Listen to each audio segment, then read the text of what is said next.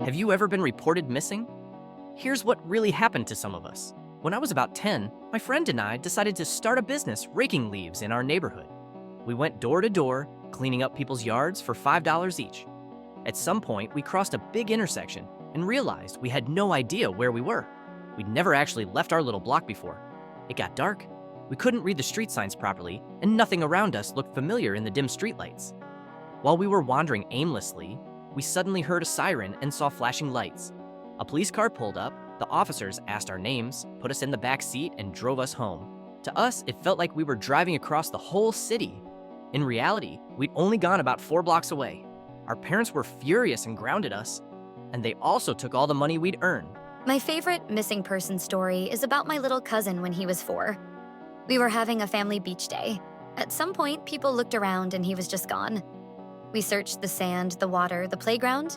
Nothing. Eventually, someone called the police. Turned out he had simply walked into a hotel 2 minutes away from the beach because he needed to use the bathroom. There, he met some other kids and started playing with them. All the adults just assumed he was part of the hotel guests' family, so he even sat down and had lunch when they set the table. Meanwhile, my family was already talking about hiring divers to search the bottom of the ocean. One of my earliest memories is technically about me being lost. I was around 5.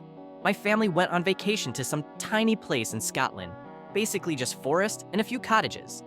There was nothing much to do, so my sister and I started playing hide and seek. I had a brilliant plan: hide in a huge bush right across from our front door. I watched my sister look for me for a few minutes and then give up and go back inside. But I wasn't going to give up that easily, so I just stayed there in the bush, waiting to be found. After a while, more and more people started playing. My parents were running the back and forth, then other guests from nearby cabins joined, then the park staff, then the police. I just sat there in my bright yellow jacket, giggling and feeling very proud of myself. Eventually, it got dark, and my jacket started to glow in the twilight. After they'd spent the whole day searching the forest, my sister finally realized I'd been hiding right in front of the house the entire time. Best game of hide and seek I've ever played. A few years ago, I went on a 3-week vacation. During the second week, my boss called to ask if I was okay. The police had contacted him about a missing person report on me. My neighbor hadn't seen me for a week, got really worried, and went to the police. I actually found it kind of sweet. At least now I know I've got neighbors who genuinely care whether I'm alive. I once walked out of a house where I was being treated like trash. Before I left, I wrote a clear note saying I was leaving for good and had no intention of ever coming back. An hour or two later, my phone rang. It was the police station. Someone had already filed a missing person report. I explained everything, told them I left voluntarily, and they simply wished me good luck. Since I was an adult, I had every right to disappear if I wanted to. That was 3 years ago. I checked myself into a rehab clinic. I was deep in addiction and not thinking straight, so I didn't really warn anyone. My then boyfriend was the only person who knew where I was. About a week later, the reception desk called me in. They said my mom had been ringing them non-stop, insisting I'd been missing for a month. By law, they couldn't tell her anything, so they asked me to call her and explain. When I finally got out, my phone was full of messages from friends, family, even coworkers asking if I was alive. Later, I found out my best friend and my brother had texted my ex, but he ignored them and never told me they were looking for me. If he had, I would have asked him to pass along where I was staying, and the whole drama could have been avoided. I still feel guilty for putting so many people through that panic. I work in emergency medical services. One day, we got dispatched to a man with severe leg pain. We arrived and found a very polite young guy sitting by the side of the road, his feet covered in massive blisters. He had gone to a relative's funeral, gotten overwhelmed, and decided to walk to clear his head. So he just kept walking for 4 days. We eventually figured out that he actually lived back in the town where he grew up, about 400 kilometers away from where we found him. We chatted about that town, the local pubs, that kind of thing. He admitted he was struggling with depression and probably needed real help. All we could do was drive him to the hospital, so that's what we did. Later, during the same shift, I was scrolling Facebook and saw a post from an old school friend about a missing person. It was our guy. I called the police and told them where he was. They were seriously relieved. In 2015, I completely fell apart after losing my job.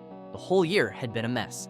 So I packed a backpack, hopped on my motorbike, and rode to another city just to escape my life for a bit. I brought enough cash for a week, turned my phone off, and vanished. For 7 days, I stayed in a hostel, lay on the beach, went to bars and clubs, talked to random travelers, and just breathed.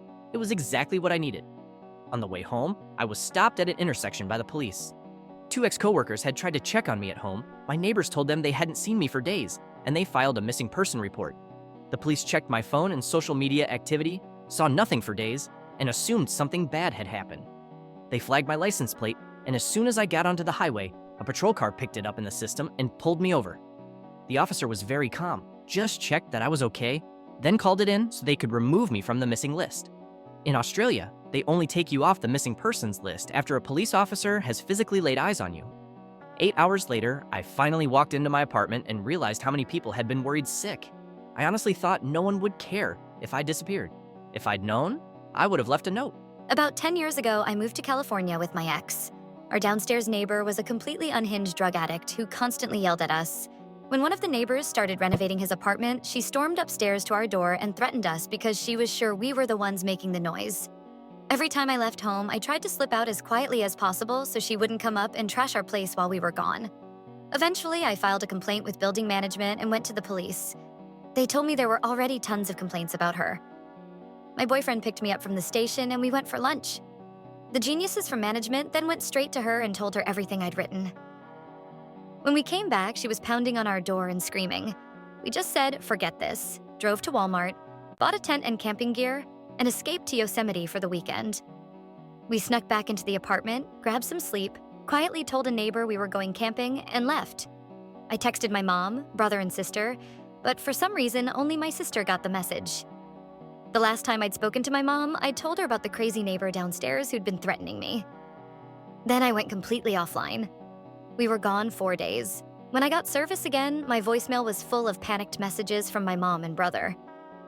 They had gone to the police convinced the neighbor had killed us, skinned us, and was wearing our faces like masks. My mom didn't believe the neighbor upstairs when he said we were camping. She thought he was covering for the woman downstairs because my daughter has always hated camping. Which was true. That was my first camping trip ever. After 3 days of panic, they finally called my sister to tell her I'd been murdered. She just started laughing and said I was literally in the mountains with a tent. When I got home, I phoned my parents and the police so they could close the missing person case. Years later, I tried to joke about it. Remember when you thought the neighbor killed us? But nobody really laughs yet. And now hit follow so you don't miss the next unbelievable true stories.